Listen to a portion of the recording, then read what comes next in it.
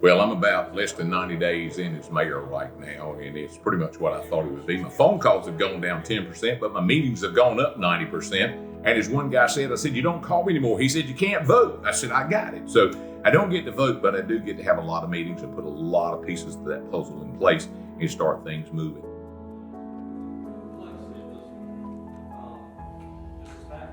I've been on the town board for 12 years, and when I decided to run for mayor, it was a decision that was made in my third term as a town commissioner. I believe in term limits, and I felt like it was time to move on, and I let the mayor know that in 4 years that I would be a candidate for mayor. In 2 years before this past election, after 10 years on the board, with still 2 years left of my term, I wanted to move in to become the mayor because there were a lot of things in this town we wanted to do. We had a fire station to be built. We had a library that we wanted to build.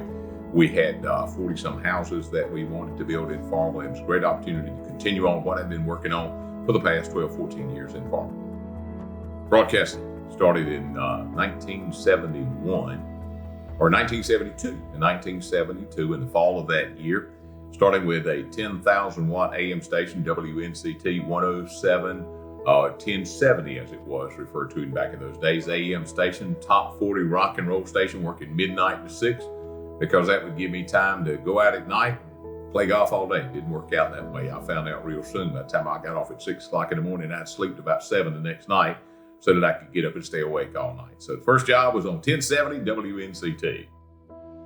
You know what? I am all about career goals, and I'm going to tell you why. If you don't have a goal in life and you wake up in the morning and you don't have something to chase and you don't have a dream and you don't have ambition, then you find yourself spending too much time on social media. But if you've got a goal and you got an ambition and you understand how to put one step at a time, as Martin Luther King said, don't look at the entire staircase. Look at one step at a time and you can get there. And that's what goals and ambitions are all about. Networking, talking to people that have been there and listen to people that have been down the road before and plan your course one step at a time. Education. Learn everything you can about that aspect, whether it's radio, whether it's television. If it's television and it's sports, learn all you can about sports. If it's the news, learn what you can about news. If it's radio, learn how to paint the picture. And this is what I'll say to you. Learn how to communicate. Do not be afraid to stand up and speak. When it's your time to stand up, speak up, and then sit down. It's just that simple. I spent a lot of years on the road. Gone a lot of nights back in the 80s and speaking engagements.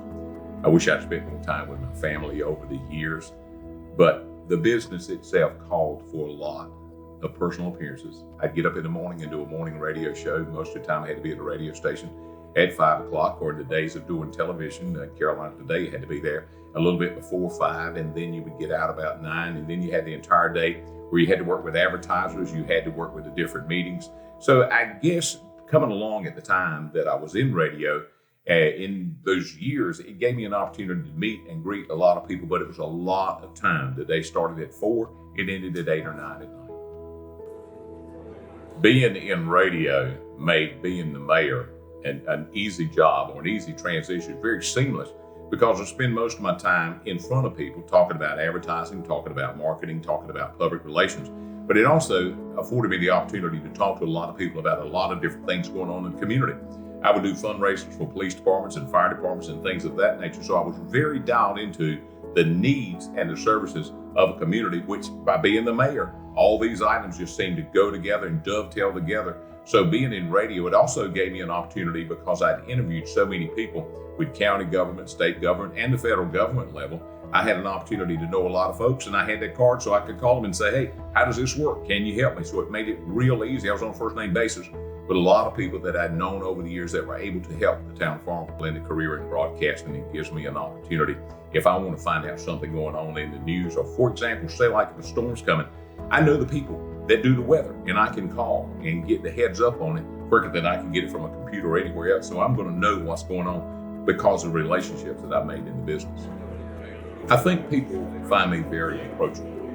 And by that, I mean they understand that I understand how to get the word out, the marketing and the advertising of an event that they may have. They understand that I know how to do that. So if their church is having a fundraiser to help needy people, I'm very easy to dial into that, but at the same time, I know how local government can join and partner with them to help it move and become what they want it to be, to put the two entities together. So I think that adds a lot to the possibility of people being able to approach me about things they want to do. So those two items together can help you succeed. And I think people see me that. It's kind of 2 for 1.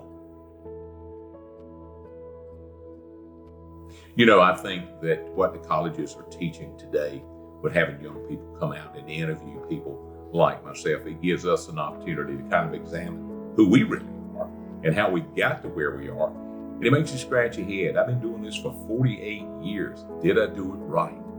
And these young people going into this career, they say, you know, will I be sitting there in 48 years? Will I be on radio and television every day? Will I be on PBS for over 25 years? Will I be on radio for over 47 years? Will I serve my community going on 14 years? But you got to ask yourself this. Is this what I want to do? And if it is, always be true to yourself. And the other thing I'll say to you, and this is probably going to make you scratch your head, but I promise you faithfully, if you don't have God in your plan, you don't have a plan.